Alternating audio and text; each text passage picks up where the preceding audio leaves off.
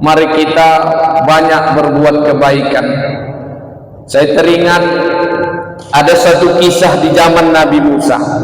Hiduplah sepasang suami istri yang mereka dulunya miskin mereka dulunya. Jadi suatu hari istrinya ngomong sama suaminya, "Bang, jumpailah dulu Nabi Musa, minta doa kepadanya agar kita didoakan menjadi orang yang kaya." Jadi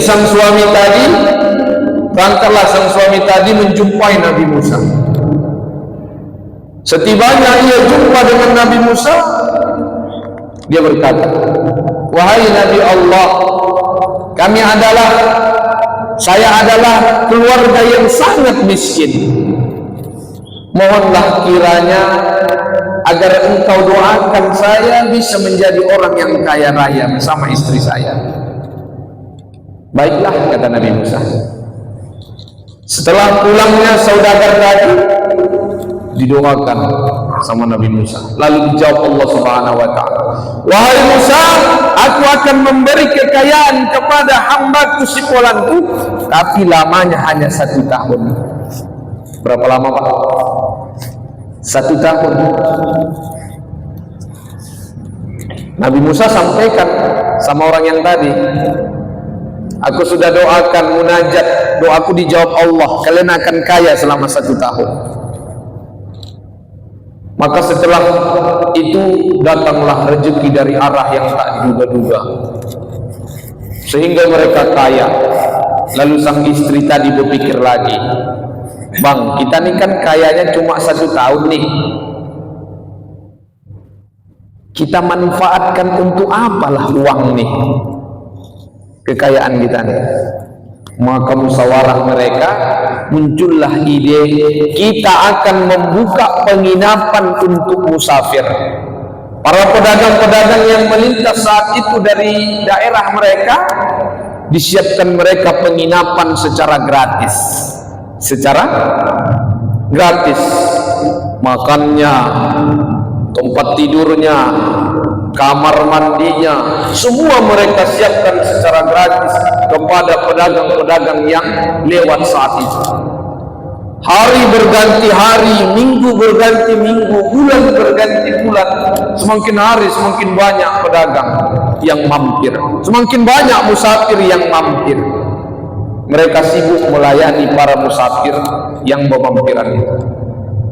Ternyata udah lewat 1 tahun, Bapak-bapak yang dimuliakan Allah. Lewat 1 tahun, sudah lebih 1 tahun. Nabi Musa tengok, kok tak miskin-miskin juga nih orang. Lalu Nabi Musa bermunajat lagi kepada Allah, "Ya Allah, janjimu kan si Polan tuh kayaknya cuma 1 tahun tuh. Tapi aku melihat sampai hari ini sudah lewat 1 tahun, kenapa mereka tak miskin juga ya Allah?" Apa jawab Allah?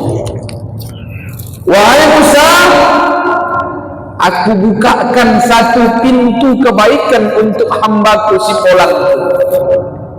Tapi hambaku itu buka 7 pintu kebaikan. Aku buka 1 pintu rezeki, 1 pintu kebaikan untuk hambaku si Polan itu. Tapi hambaku buka 7 pintu kebaikan.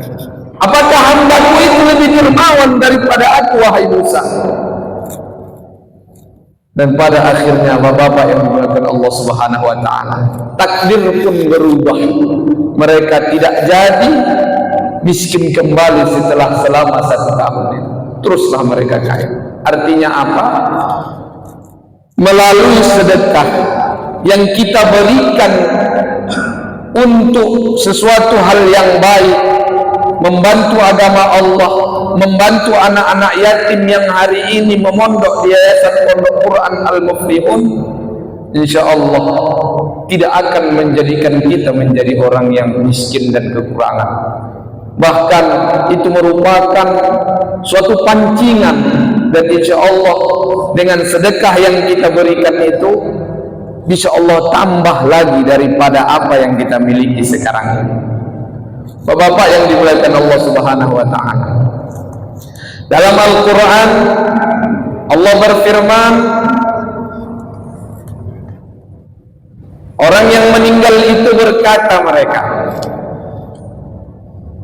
apa aja ayat Al-Quran, laula akhartani ila ajalin qarib fa asaddaqa wa akum minas salihin. Ya Tuhan, andai kata kau tangguhkan usia kami sesaat lagi di dunia, fa asaddaqa, kami akan bersedekah wahai Tuhan, wa akum minas salihin, kami akan jadi orang soleh wahai Tuhan. Pertanyaannya, kenapa mereka itu hidupnya ingin sedekah? Kenapa tak ingin sholat? Kenapa tak ingin puasa? Kenapa ingin sedekah?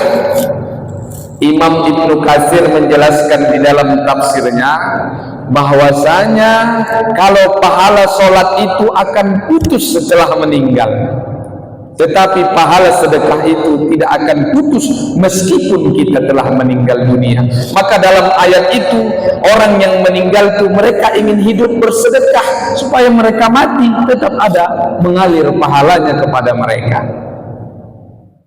Di dalam hadis Nabi kita berpesan, ana wa kafilul yatim hakaza, ana wa kafilul yatim fil jannah hakaza, wa asyara bisababatihi wal usra. Saya, kata Nabi, dan mereka yang hari ini menyantuni anak yatim, saya dan mereka yang hari ini menyantuni anak yatim, fil jannah, akan masuk di dalam surga, hakaza, seperti ini. Wa asyara bisababati wal wusta, Nabi mengisyaratkan dengan sababahnya, telunjuk, wal wusta, dan jari tengahnya. Artinya apa? Kita yang mau menyantuni anak yatim akan dekat bersama Rasulullah sallallahu alaihi wasallam.